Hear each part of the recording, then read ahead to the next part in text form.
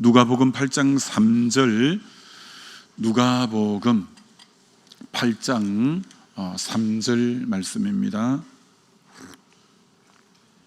한 절만 보시겠습니다. 누가복음 8장 3절을 다 같이 한 음성으로 봉독합니다.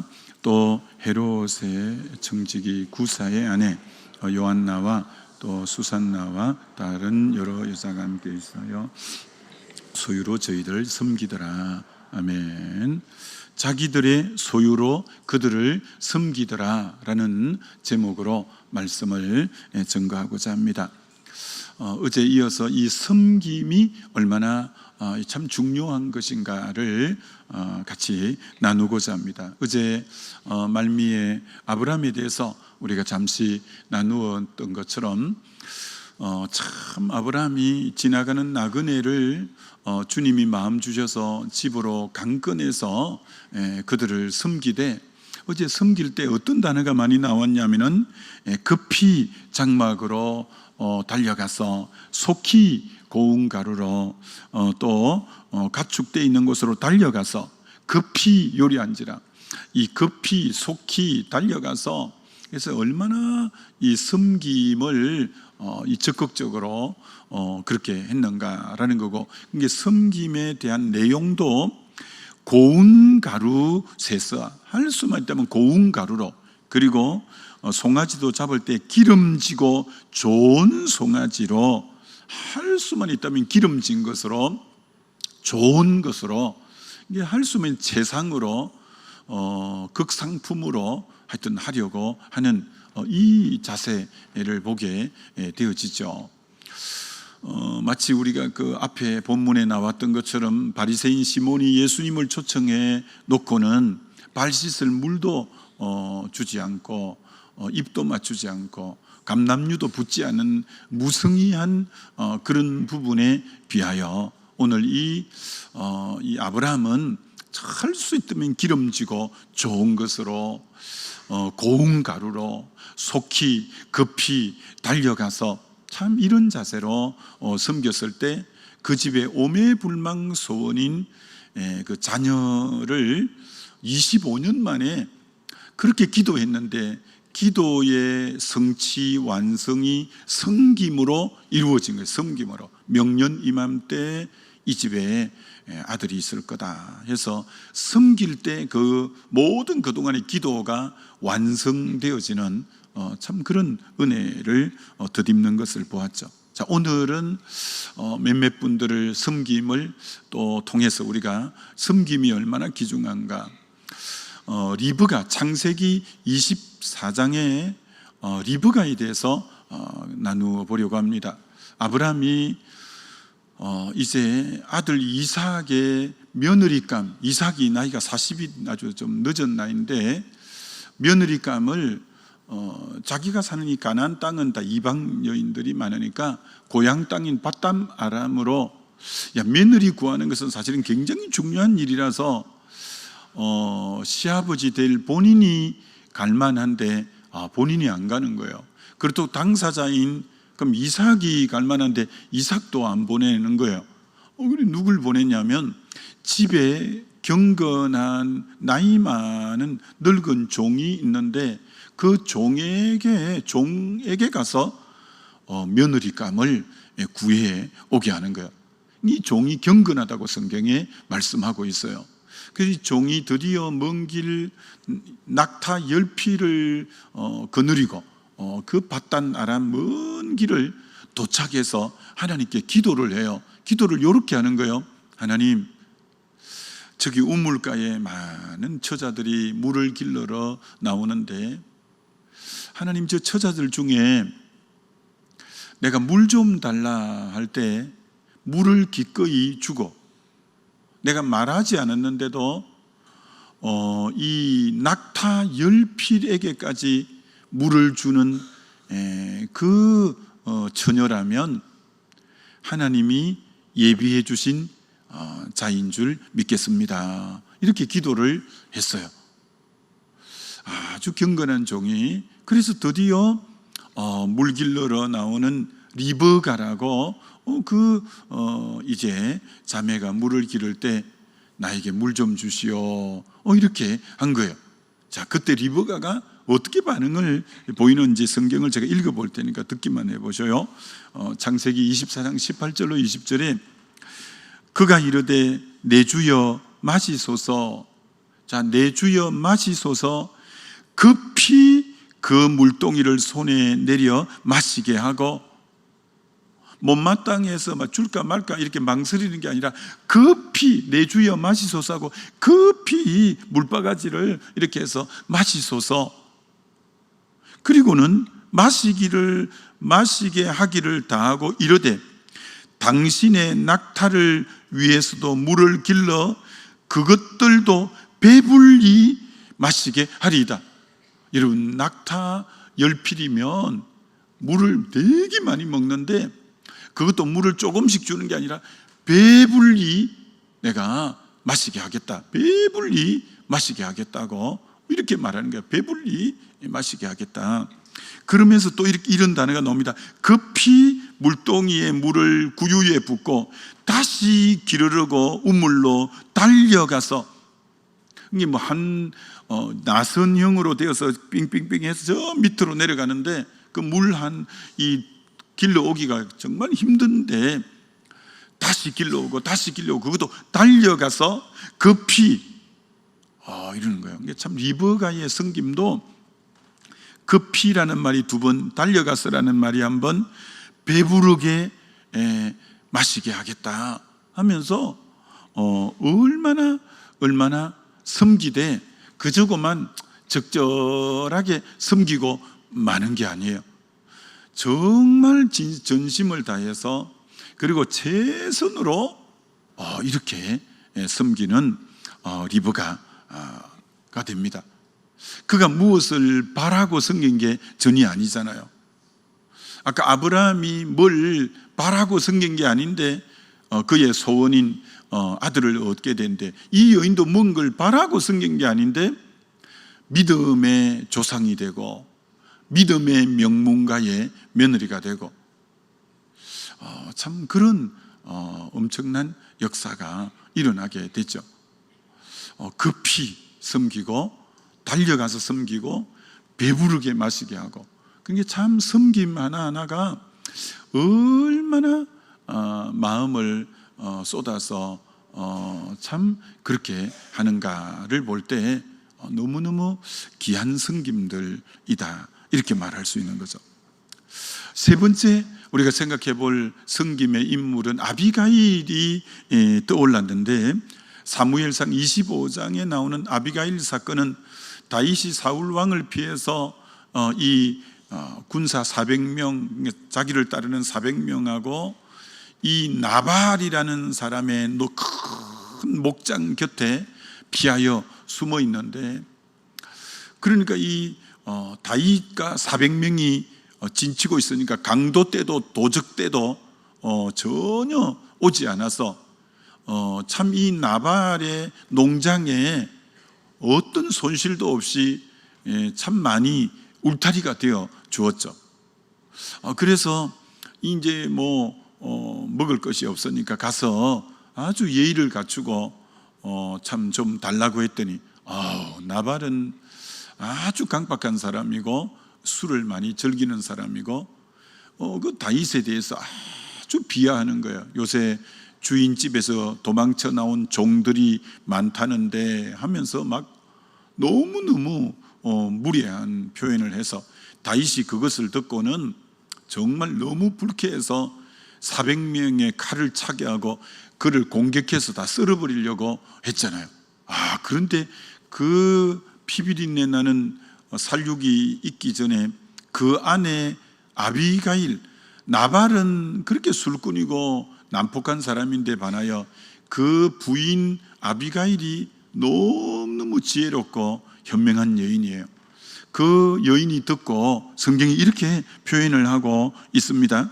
사무엘상 25장 18절에 아비가일이 급히, 여기도 또 급히예요. 급히 떡 200덩이와, 왜 그 400명의 군사니까 한두 개 갖고 섬겨서는 안 되죠.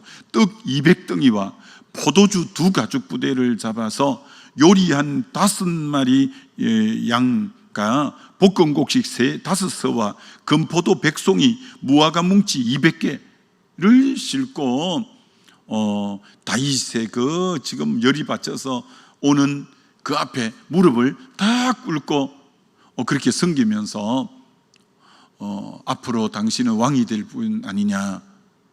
근데 이 무고한 피를 흘렸다는 게 이력에 남아서 되겠느냐.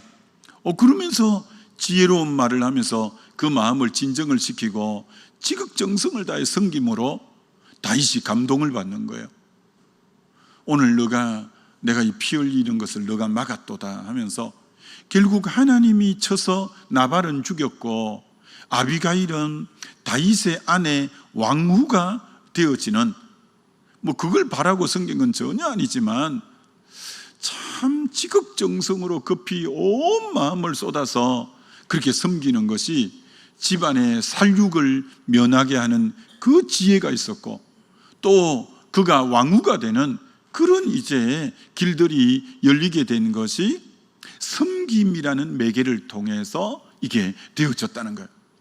여러분이 섬김을 적게 보면 안 돼요. 그 상황에 하나님이 성령의 감동을 줄 때 이들이 다들 급히 그리고 온 정성으로 이렇게 섬길 때 그들의 앞길에 그 섬김에 통해서 하나님의 새로운 일들, 역사가 얼마나 놀랍게 이루어져 가는가를 보게 되어지는 거죠. 네 번째, 섬김하면 늘 자주 언급하는 빼놓을 수 없는 사르밧 가부, 때로는 사렙다 가부 이렇게 나오죠. 그의 섬김은 너무 미미하죠. 왜? 3년 반 기근이 들어서 섬길 게 없어요. 밀가루통에 밀가루 한 줌밖에 없고 기름병에 기름이 바닥을 쳐서 섬길 수 있는 양은 너무 적은 건데도, 근데 그 섬기면 천천의 수양과 만만의 강수보다도 더 귀한 이유는 지금 3년 반 기근이 되어서 이제 마지막 떡 하나 구워서 아들에게 줍고 이제 죽으려고 한 그 상황이에요. 너무나 지금 그들의 형편이 어려운 형편이에요. 그러면 사람이 마음이 거칠어지기 쉽고, 지금 이제 떡 하나 갖고 자기도 못 먹고 아들 하나 주고 끝내려고 하는 상황이니까 남 신경 쓸 여유가 없어요. 근데 이 여인은 그렇지 않았다는 거예요. 하나님이 이렇게 말씀한 거예요. 엘리야 보고, 엘리야야, 저 시돈 땅에 사르밧 가부 댁으로 가라. 내가 그를 명하여 너를 공개하게 하였나니.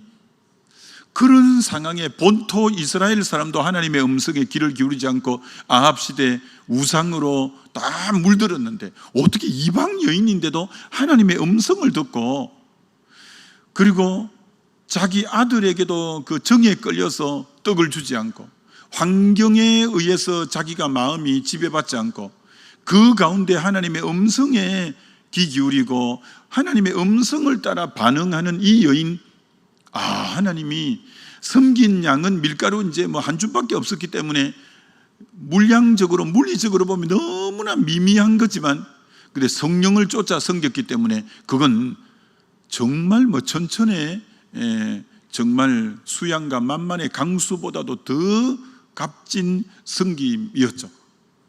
그래서 그 섬김 때문에 그 집에는 기근이 끝날 때까지 밀가루통에 밀가루가 떨어지지 않고 기름병에 기름이 떨어지지 않는 하나님의 복을, 이들의 섬김의 특징은 그걸 염두에 두고 섬긴 게 아니라는 거예요. 고만 주의 음성을 따라서 주님 마음 주시기에 섬겼는데, 결과론적으로는 하나님이 정말 그 집이 다 기근으로 굶어 죽을 상황인데 그 집만큼은 기름병에 기름과 정말 밀가루통에 밀가루를 계속 하나님이 부어주시고 역사하시는 거예요. 이처럼 여러분, 섬김의 양이 많고 적음의 문제는 아니에요. 성경에도 구약에는 섬길 때 여러분, 하나님이 그 집을 넉넉하게 해서 황소로 갖고 섬길 집은 황소로 섬기라고 했어요. 여러분의 형편이 황소를 드릴 수 있으면 황소를 드려야 돼요. 여러분의 형편이 양을 드릴 수 있으면 양을 드려야 돼요. 여러분 형편이 비둘기를 드릴 수 있으면 비둘기를 드려야 돼요. 하나님은 물량적인 양을 갖고 잘생겼다 못생겼다고 평가하진 않아요. 근데 황소를 섬겨야 될 사람이 비둘기 갖고 섬기는 것은 합당치 않는 거고요. 근데 비둘기밖에 없을 때는 제일 가난한 사람이 드린 재물이 비둘기인데, 하나님이 양을 갖고 잘했니 못했니를 따지는 분은 아니시죠. 그 중심을 보시는 우리 주님이시라, 이렇게 말할 수 있죠. 참 그 섬김이 그 기근의 때를 넉넉히 승리할 수 있는 그런 은혜가 있고, 이 열왕기 때 이분이 예수님이 오셔서 누가복음 4장에 이 사렙다 가부를 덜먹이잖아요. 참 그 지난날 몇천 년 전에 있었던 그 여인의 섬김을 예수님이 기억하고 제자들에게 말할 때 정말 이 여인의 이름을 거명하면서 말한다는 거예요. 여러분, 여러분이 섬겨놓고 여러분은 이제 기억에도 사라지고 그 세대가 수천 대가 수백 대가 내려갔을 건데, 자녀 손들도 잊어버렸을 건데, 우리 주님은 수천 년 전에 섬긴 걸 기억하고 예수님이 오셔서 그 여인의 섬김이 이렇게 귀했다고 덜먹이시는 거예요. 와, 여러분, 섬김이 영원한 거예요. 그게 고린도후서에 물질은 이 땅에 있다 사라지는 건데 섬긴 것은 영원하다고 고린도후서 8장에 나오잖아요. 9장과 9장에도 나오고. 그런 것처럼 우리가 이 물질은 그만, 여러분, 물질은 뭐 다 나중에 배설되고 또 뭐 쓰면 없어지고 그러잖아요. 근데 섬겨놓은 것은 영원하다는 거예요. 섬겨놓은 것은 영원하다는 거예요. 이게 섬김에 정말 대단한 겁니다. 이 땅에 있는 물질은 그만 육을 위해서 쓰면 다 썩어지지만, 그러나 성령 안에서 이것이 사용되어질 때는 영원히 보존되는 게 섬김의 매력이고 섬김의 능력이다, 이렇게 말할 수 있죠. 그 다음 참 섬김의 여인 중에 뚜렷한 여인이 수넴 여인이에요.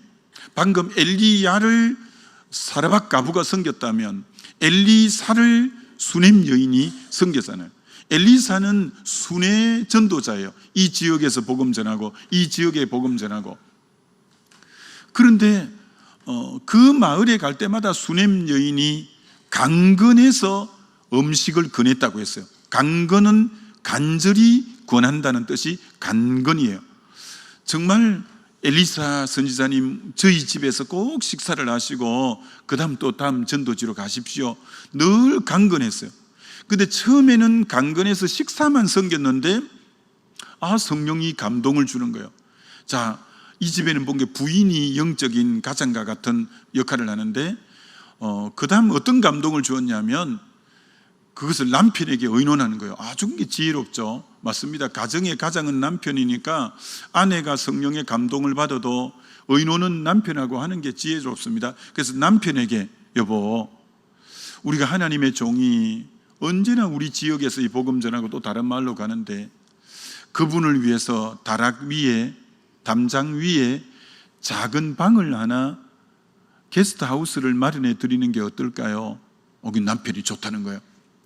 그리고 그분이 좀 쉴 수 있는 침상을 하나 마련해 드리면 어떨까요? 남편이 좋다는 거예요. 그분이 성경책도 보고 하셔야 되니까 책상과 이제 의자와 밤에도 또 책을 보셔야 되니까 촛대를 마련해 드리면 어떨까요? 딱 5가지만 딱 마련해요. 이제 작은 방, 그리고 침상, 책상, 의자, 촛대. 그래서 엘리사가 그 게스트 룸에 쉬면서 너무 간결하지만 꼭 필요한 걸 준비해놔서 그 여인에게 이렇게 말합니다.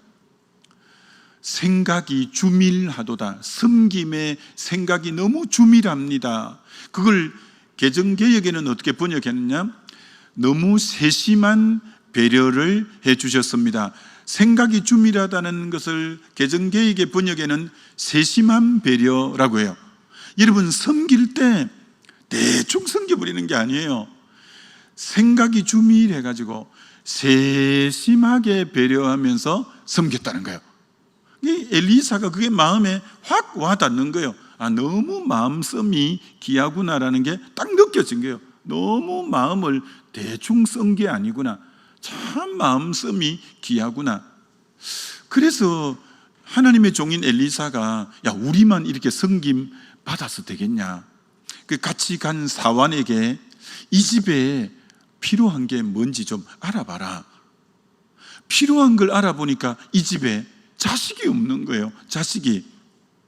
그래서 엘리사가 기도해서 그 집에 자식을 얻게 하는 거예요.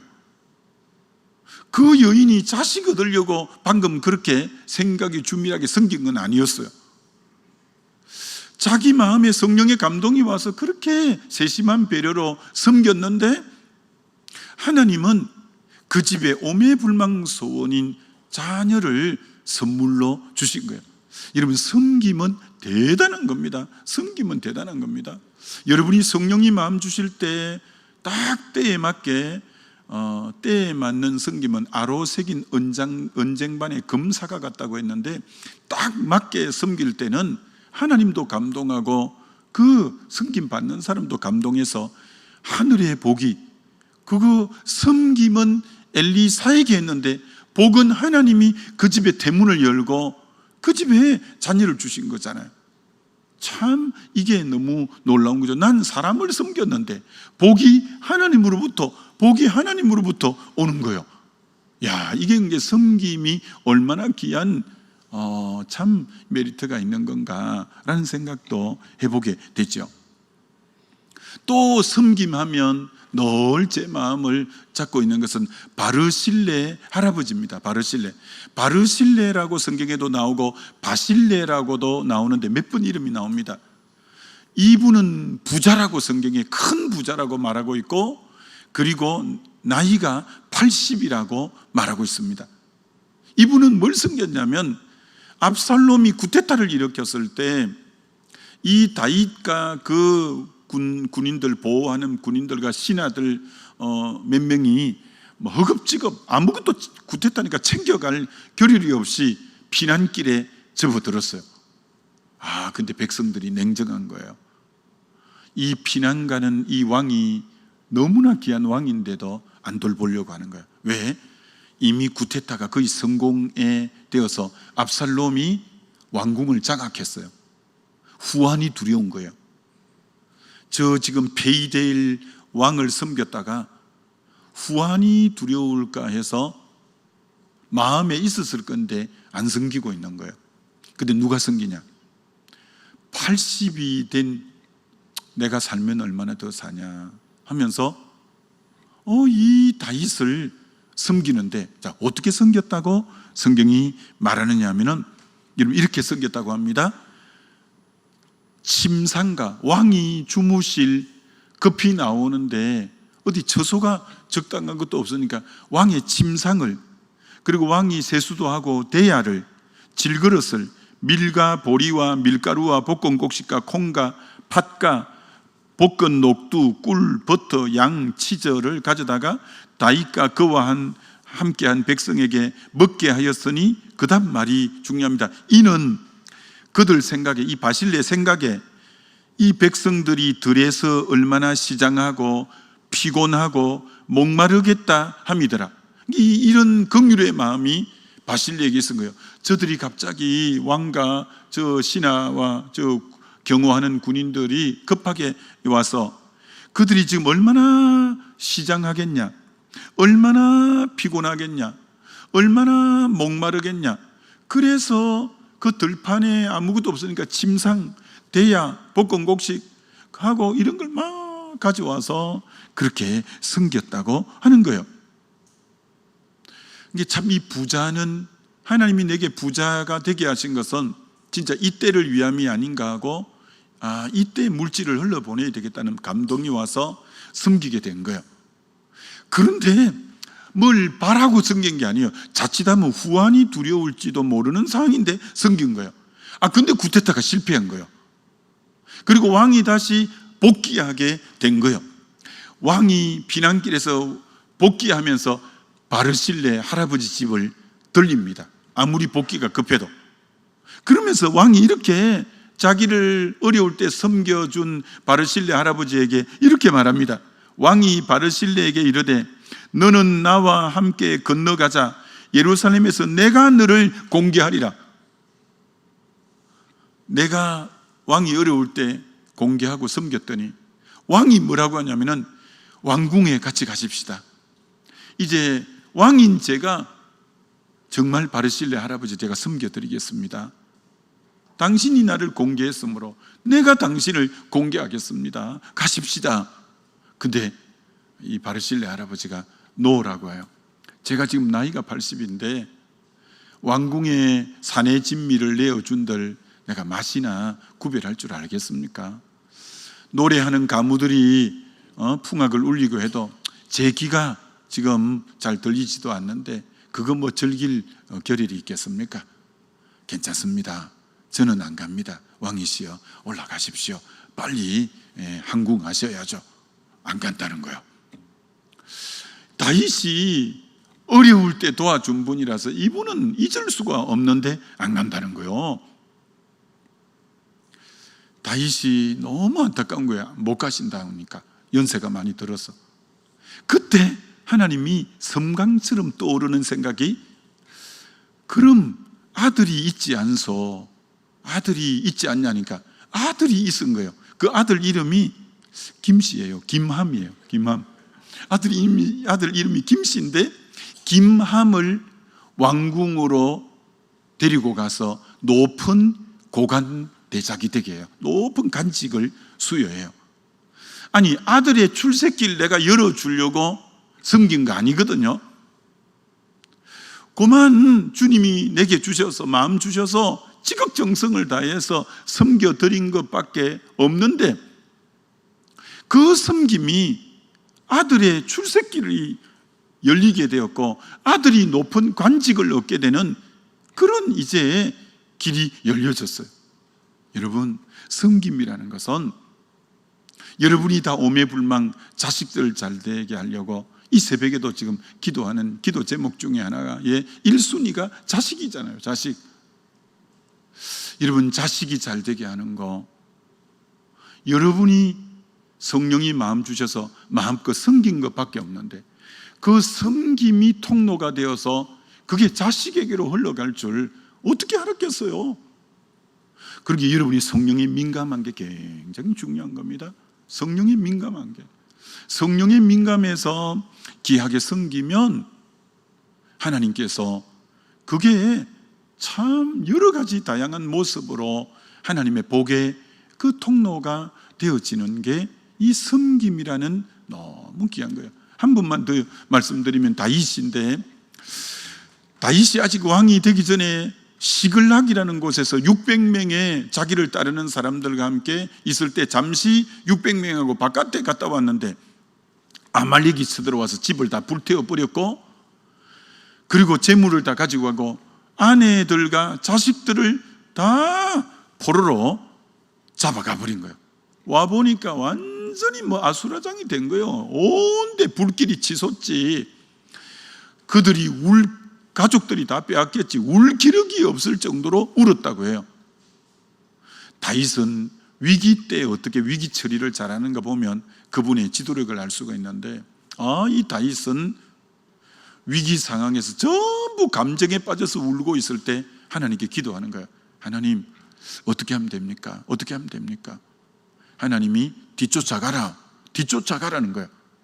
600명을 이끌고 뒤쫓아가는데 그 중에 200명은 또 힘들어서 못 가겠다고 해서 버설 시내가에 두고 400명 쫓아가는데 여러분 아내가 빼앗겼고 자식이 빼앗긴 상황에 아내가 무슨 짓을 당할지 모르고 자식들이 무슨 짓을 당할지 모르는 너무 마음이 초조한 상황이에요.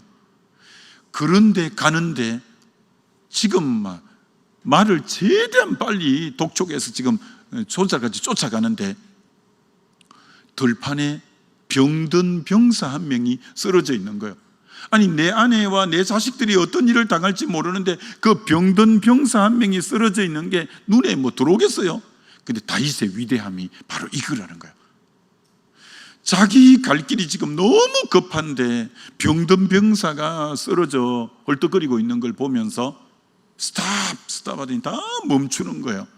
그대로 그 장면을 읽어보면 무리가 들에서 애굽 사람 하나를 만나 그를 다윗에게로 데려다가 떡을 주어 먹게 하며 물을 마시게 하고 그에게 무화과 몽치에서 뗀 덩이 하나와 건포도 2송이를 주었더니 그가 밤낮 사흘 동안 떡도 먹지 못하고 물도 마시지 못하였느니라. 그가 먹고 정신을 차리매 사흘 동안 이 아말렉 군대 중에 병들었다고 버리고 간 병사예요. 근데 그를 세상에 지극정성으로 섬긴 거예요. 그래서 기운이 되돌아 이제 생기를 얻게 한 거예요. 이 병사가 생기가 돌아오고 다윗에게 갈 길을 인도하는 거예요. 그래서 다윗이 전쟁에 결국 승리하게 돼요. 이 병든 병사가 어디로 갈 것인지를 바로 인도해 주는 바람에 그걸 의도하고 한 건 아닌데 섬기다 보니까 전쟁의 승리의 길이 열리게 된 거예요. 여러분, 이 섬김이 대단한 겁니다. 섬김이 대단한 겁니다. 섬김으로 전쟁에 승리하고 가족을 그리고 모든 전리품을 다 되찾아오고, 섬김이 아들의 출세기를 내고, 섬김이 그 집에 오매불망 자식을 얻게 되고, 섬김이 기근 때 양식이 계속 채워지게 하고, 이 섬김이 죽음의 살육을 면하게 하고 왕위에 등극하게 하고, 여러분, 섬김의 열매가 얼마나 아름다운 모습들로 열매 맺는지 모릅니다. 그렇기 때문에 여러분이 때로는 물질로 섬겨야 될 때도 있고, 때로는 몸으로, 시간으로 여러 가지 다양한 형태의 섬김이 있겠지만, 성령이 그때그때 마음 주실 때 섬기는 것은 너무 귀하고 아름다운 일이다라고 할 수 있는 거죠. 그래서 이번에 학위 선교 많이 가는데, 여러분이 그들은 가는 선교사고 우리는 후원하고 기도하는, 파송하는 선교사라서 여러분이 힘껏 좀 섬길 수 있으면 이렇게 국내고 외국이고 섬겨주시길 바라고, 은혜의 동산이 이제 9주차를 마치고 10주 11주 남았어요. 지난 9기 때는 타교의 목회자들이 13 가정이 왔어요. 그분들 수료할 때 양복 한 벌씩 하라고 100만 원씩 그때 헌금을 또 자연스럽게 그렇게 여러분들이 해주셔서 해드렸어요. 이제 이번에 수료가 2주 남았는데, 이번에는 목회자 가정이 7가정이에요. 미자리 교회, 어려운 교회. 이번에도 변함없이 그분들에게 양복 한 벌씩 이렇게 100만 원씩 수료할 때 다 섬기려고 해요. 혹 여러분 중에 정말 미자리 교회 어려운 목사님들, 이번에 강주에서도 올라오는 분이 계십니다. 매주 강주에서 은혜의 동산하기 위해서 여러 가지 어려운 또 목회자들이, 이번에도 7가정이 은혜의 동산을 통해서 영혼이 회복되고 있는데, 여러분이 섬길 수 있는 또 마음 주시면 그렇게 섬겨봐도 좋고, 하여튼 이 섬길 수 있을 때 이 섬김이 얼마나 하나님의 놀라운 또 일들을 일으키는가를 생각하면서 오늘도 승리하는 복된 하루 되어지시길 주의 이름으로 축원합니다. 우리 기도하면 좋겠습니다. 하나님, 성령에 민감하게 잘 섬기는 삶 살게 해달라고 우리 주여 한번 부르고 기도합니다.